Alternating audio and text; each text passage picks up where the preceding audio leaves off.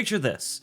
Robert is rushing home, late for dinner with his wife, Carla, after a long day at work. But what should have been a typical evening takes a sinister turn when he encounters two strange boys outside his car. As night falls, he learns that sometimes not all children are innocent, and some shadows can follow you home. Hello, I'm Erudite, and welcome to Moonskull. If you're looking for tales of horror, the paranormal, sci-fi, and the unexplained, then you are in the right place. I'll tell you 4,000 wonderful fear addicts and 38% of the closet horror buffs who still have not subscribed the story I just mentioned, but first, let me show you how you can show us your support. If you enjoy our spine-tingling tales and want to keep the nightmares coming, make sure to hit that like button, subscribe, and turn on the notification bell. You can also support us by using the donation link on the screen, which can be found in the description of the video.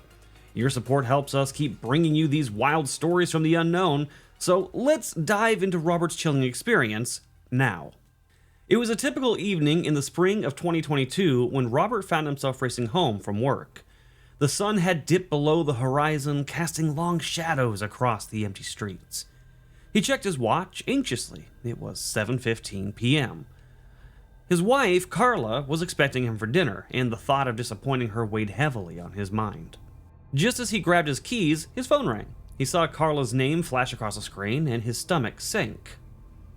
"You better be close to the restaurant," she said, her tone sharp. Robert swallowed hard, knowing he was already running late. "I'm sorry, Carla. I didn't realize how much work I had to finish today. The whole team is working late, not just me," he explained. She was understandably frustrated and replied, "How long until you get here?" He assured her, saying, "If I run every red light, I could be there in 30 minutes. He was trying his best to sound optimistic and make the best out of a already bad situation. Still, Carla's silence on the other end felt heavy. "Okay, just hurry. It's bad enough the waiter has asked me twice if I'm waiting for someone." He promised, "I'm sorry, babe. I'll be there as soon as I can." And then he slipped into his car and went on his way. But as he shifted into reverse and began to back out of his parking space, a loud bang jolted him. He slammed on the brakes, heart racing, and turned to see what had caused the noise. Nothing. Just the stillness of the parking lot was all he could see. But then, out of the corner of his eye, he spotted two small figures standing beside his car. He jumped, startled. They looked like two boys, no older than 10, dressed in oversized hooded sweatshirts that cast shadows over their faces. His gut tightened. Something felt off. They stood there, silent and still, their faces hidden. "Can I help you?" he asked, cracking his window just enough to speak. "Can we use your phone?" one of the boys replied, the darkness in his voice sending a chill down Robert's spine. Against his better judgment, Robert reached for his phone and said, "Who should I call?" But as he looked back, the boys had moved closer, their heads bowed as if hiding from the light. Robert's unease deepened as he realized he could barely see their faces.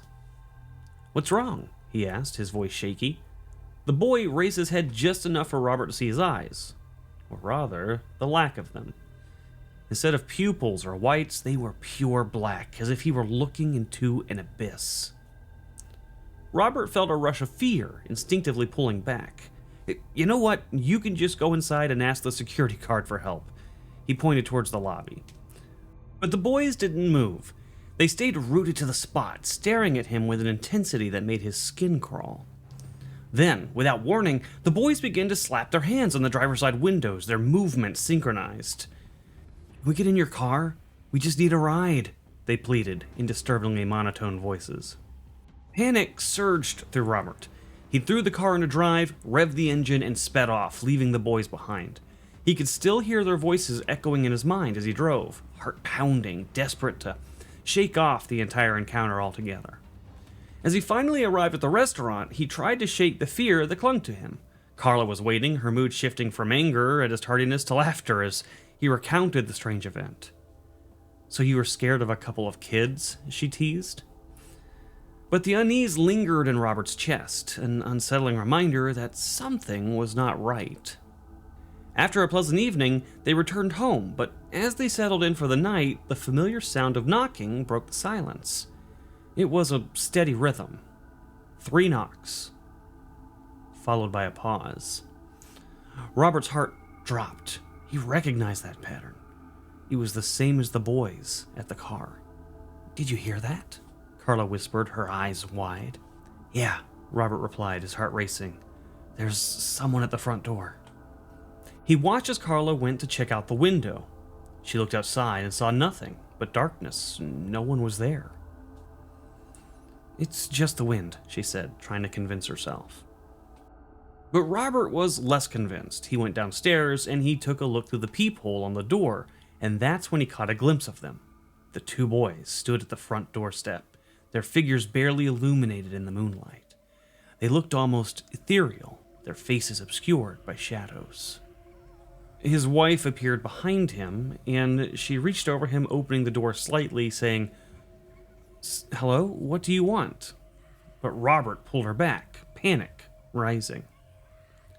The boys stepped forward, and Robert's blood ran cold as they smiled, revealing the same pitch-black eyes. "Can we come inside? We need help," they chorused, their voices echoing with a sense of urgency. Without thinking, Robert slammed the door shut, locking it with trembling hands. "I'm calling the police!" he shouted, adrenaline coursing through him. But when he looked back to the door, the boys were gone. It was as if they had never been there at all. The next morning was a blur of confusion and fear. Robert had hardly slept, and Carla's anxiety mirrored his own. Just as they began to settle down, another loud knock echoed through the house, shaking them from their thoughts. "Did you hear that?" He bolted upright, feeling the tension in the air. Carla stirred beside him, rubbing her eyes tiredly, and she said, "It's probably just our son getting home," she said, yawning. "I'll get the door. I need some water anyways." Robert nodded, but unease crept into his gut as he listened to her move down the hallway. The knocking continued, steady and rhythmic, echoing in the quiet of the night. Trying to shake the feeling off, Robert rolled over, hoping to drift back to sleep, but minutes ticked by and Carla hadn't returned. His worry began to grow. "Carla?" he called out softly, but only silence answered. After a few more moments of waiting, his instincts kicked in. He pushed himself up, the blanket falling away as he slipped out of bed. He made his way to the window, parting the curtains just enough to peek outside. What he saw made his blood run cold. Carla lay sprawled out on the ground, motionless. Panic seized him. His heart pounded in his chest as he squinted, trying to make sense of the scene before him. Standing over her were the two boys from earlier, their small frames silhouetted against the darkness. But what chilled him to the bone were their eyes, pitch black, devoid of any light or emotion, fixed on him. Worse, standing with them, his son, bearing the same empty voids that they had for eyes. "No, no," Robert gasped, adrenaline coursing through him as he rushed downstairs to the front door. He fumbled with the locks, fear propelling him forward, but as the door swung open, he was met with an empty sight. The boys were gone, vanished without a trace, leaving only the stillness of the darkness and the form of his wife lying on the ground. He never saw them or his son again, and to this day, what happened that night remains an unsolved mystery. And there you have it, folks, a chilling tale of dread and the shadows that can creep into our lives without warning. What do you think happened to Robert and Carla? Was it a simple encounter with disturbed, mischievous children, or something far more sinister lurking in the darkness? Let me know your thoughts in the comments down below. And if you want more of this kind of wild, paranormal, real-life madness, make sure to smash that like button and hit subscribe, because we've got plenty more where this came from. I'm Marudai, and until next time, stay curious, stay cautious, and remember, sometimes the scariest things are the ones we can't explain.